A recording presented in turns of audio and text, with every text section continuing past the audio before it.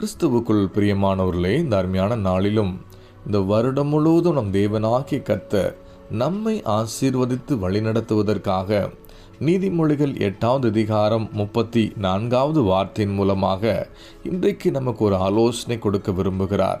வேத வார்த்தை இப்படியாக சொல்கிறது: என் வாசற்படியில் நித்தம் விழித்திருந்து என் கதவு நிலையருகே காத்திருந்து எனக்கு செவி கொடுக்கிற மனுஷன் பாக்கியவான்.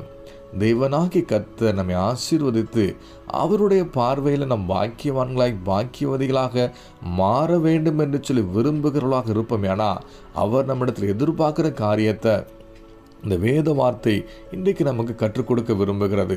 அவர் எதிர்பார்க்கிற முதலாவது காரியம் தேவ சமூகத்தில் விழித்திருக்கிறவர்களாக மாற வேண்டும் என்று சொல்லி முதலாவது வார்த்தை நமக்கு கற்றுக் கொடுக்கிறது. இரண்டாவது காரியம், அவருடைய சமூகத்தில் எப்பொழுதும் காத்திருந்து அவருடைய வார்த்தையை பெற்றுக்கொள்ளுகிற வரைக்கும் தேவனுக்காக காத்திருக்கிறவர்களாக மாற வேண்டும் என்பதையும் இந்த வேத வார்த்தை உறுதிப்படுத்துகிறது. மூன்றாவது காரியம், விழித்திருந்து காத்திருந்து பெற்றுக்கொண்ட தேவனுடைய வார்த்தைகளுக்கு கவனமாய் செவி கொடுக்கும் பொழுது நாம் அவருடைய பார்வையில் பாக்கியவதிகளாய் மாற முடியும். இந்த வருடத்தை தேவனாகிய கர்த்தர் தம்முடைய வார்த்தையினால் வழிநடத்த அவர் உண்மையுள்ளவராக இருக்கிறார் என்பதை நாம் மறந்து போய் விடக்கூடாது. இம்மட்டும் நடத்தின தகப்பன் இனி நம்மை நடத்துவதற்கு தான் அவர் நம்மிடத்தில் எதிர்பார்க்குற அந்த 3 காரியங்களை இன்றைக்கு நம்மோடு கூட பேசிக்கொண்டிருக்கிறார்.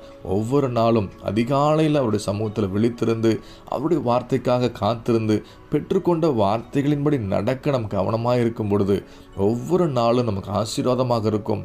தேவன் நன்மையினாலும் கிருபையினாலும் நம்மை தொடர பண்ணி வேண்டுகிறதுக்கும் விரும்புகிறதுக்கும் மேலான காரியங்களை செய்து நம்மை பாக்கியவதிகளாய் மாற்றுவதற்கு இந்த வார்த்தையின் மூலமாக இன்றைக்கு நம்மோடு கூட பேசிக் கொண்டிருக்கிறார்.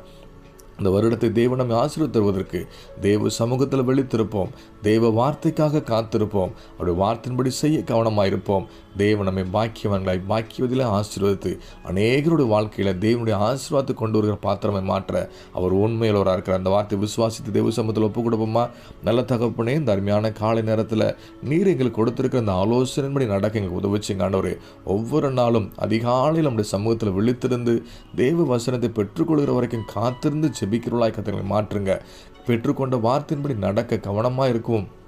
வார்த்தைகளை செவி கொடுத்து உங்கள் பார்வையில் பாக்கியவதிகளாய் இந்த வார்த்தை விசுவாசித்து தங்களை அர்ப்பணித்து ஒவ்வொருத்தரையும் மாற்றுங்க, ஆசீர்வதிங்க. இந்த நாள் மாத்திரமல்ல, இந்த வருடம் முழுதும் மாத்திரமல்ல, வாழ்நாள் முழுதும் உம்முடைய பார்வையில் பாக்கியவதிகளை கர்த்தரை மாற்றினதுக்காக நன்றி செலுத்துகிறோம். வார்த்தையின்படி நடக்க அர்ப்பணிக்கிறோம். இயேசுவின் நாமத்தில் ஜெபிக்கிறோம் எங்கள் ஜீவனில் நல்ல பிதாவே, ஆமேன்.